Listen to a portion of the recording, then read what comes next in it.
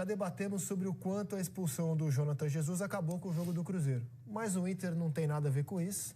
Tem time que se vê com um jogador a mais, não consegue criar nada. O Inter foi lá e aproveitou e passou o rodo, tendo um jogador a mais. Insisto, eu acho que o jogo acabou com 20 do primeiro tempo. Acho que a arbitragem acabou com o jogo do Cruzeiro. Mas o Inter não tem culpa disso. Ele foi lá e aproveitou e fez o que um time com a mais tem que fazer, certo? Certíssimo. Certo.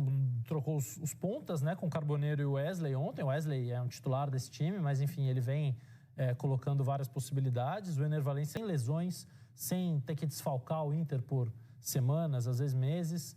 Isso aconteceu 1 ou 2 vezes no campeonato do ano passado e abalou muito o Inter, além de toda a questão das enchentes, da paralisação do campeonato. O Alan Patrick, em forma, potencializa qualquer time. Assim, dificilmente a gente vai encontrar um meio-campista com a regularidade de atuação que ele tem. E o Inter está funcionando bem demais. Assim, ele está sempre perto da bola. Ele tem uma capacidade de sair de uma posição para receber bola entre linhas, que também é raríssimo. Ele consegue enxergar onde a coisa está fértil, onde a coisa tem mais chance de acontecer, ele está perto. Então é um jogador com uma percepção especial. E é um time que está crescendo individualmente porque o coletivo está funcionando. O Fernando jogando cada vez melhor na saída de bola, liberando os 2 laterais. Né? Tem essa mudança em relação ao que era o time antigamente, quando um dos laterais ajudava muito na saída. O Bernabé continua participando de gols, continua sendo importante. Então está tudo funcionando. Vitão jogando monstruosamente. Muito bem. O Fernando, a entrada dele no Internacional, deu um balanço, uma proteção, uma experiência que o time precisava mesmo. Aquele jogador diferente de área que controla. O Cruzeiro tentou reforçar o meio-campo com o Eduardo, né, tirando... O Cruzeiro vinha naquela toada de muitos atacantes, né? Wanderson, Dudu, Gabigol, Caio Jorge. Ontem o Eduardo ganhou depois da expulsão para recompor a zaga. Enfim, meio cruel avaliar o jogo do Cruzeiro, que começou mais encorpado, eu acho, até do que nas rodadas anteriores.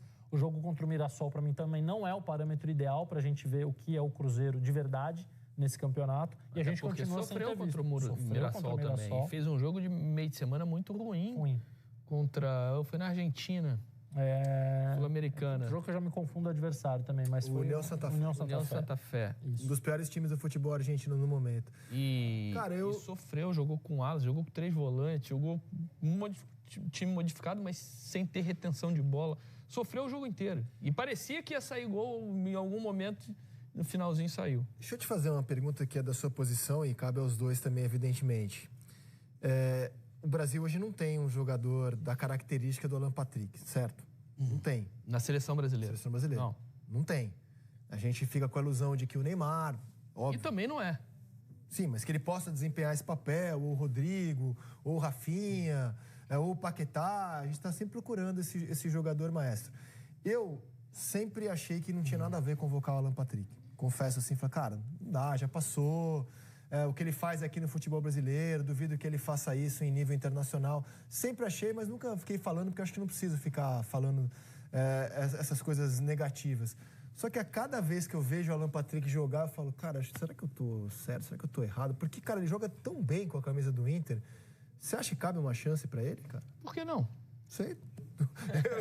Eu tô revendo, eu tô começando a rever a minha posição. A gente não consegue encontrar.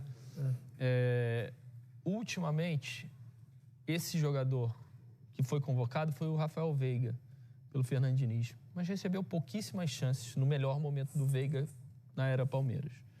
Hoje, o melhor camisa 10 no futebol brasileiro é o Alan Patrick. Alguém pode discordar aqui também. O Matheus Pereira chegou a ser convocado uma vez o ano passado. Você tem o Arrascaeta, que não é brasileiro. O solo brasileiro, o Arrascaeta entra na discussão. Para fazer essa função. O Ganso bate esse papo, mas já não também. Mas o Ganso não consegue... Do que o Alan Patrick fazer mal. É verdade. Se eu sou torcedor do Inter, eu torço para não convocar. Não digo atrapalhar no Inter, não. Eu tô dizendo na seleção. Não, atrapalha. Porque se uma seleção como a nossa não é capaz de enquadrar ali o Rodrigo... Não é capaz. Daqui a pouco vai ter que colocar o Neymar ali como jogador naquela posição. Usou o Matheus Cunha, com todo respeito ao Cunha, é centroavante. Eu nunca vi um centroavante finalizador voltar para ser camisa 10. O pessoal tá confundindo as coisas, né? Eu acho já que viraram, Uma coisa é você ser um atacante que tem capacidade de sair para jogar e abrir espaço. O Firmino fazia isso, o Harry Kane faz isso. Lá atrás o Evair fazia isso, o França fazia isso. Mas nenhum deles era meia. O Neymar, para mim, é atacante, ele não é meio-campista. Ele ganhou novas possibilidades da carreira. O Matheus Cunha é atacante, o Alan Patrick é meia. O Roger era meia. Então, assim, as pessoas estão confundindo um pouco essa coisa. Tá jogando fino, né, cara? O Alan Patrick é absurdo. Que a gente precisa. A ver. Eu fiquei muito assustado com os jogadores de meio campo que foram convocados para a seleção brasileira no jogo da Argentina. Não tinha meio campo, né, cara? Não, foram 4 jogadores convocados. Sim. Joelinton, André, João Gomes e Ederson. Aliás, a notícia do fim de semana para o Brasil... Hein? Quando você pensa nisso... Vai jogar contra a Argentina. Esses 4 jogadores de meio campo, com todo respeito aos 4, tá? Com todo... Não tô aqui, é pouquíssimo. Mas é muito pouco. É muito pouco. O Casemiro fez um ótimo clássico, hein? O jogo foi horrível, Manchester City, Manchester United. Mas o Casemiro fez um bom jogo, com bons números. E na boa, Brasil e Argentina, do jeito que foi... Ele era meu 5 e faixa. Ah, não. Óbvio, né, cara?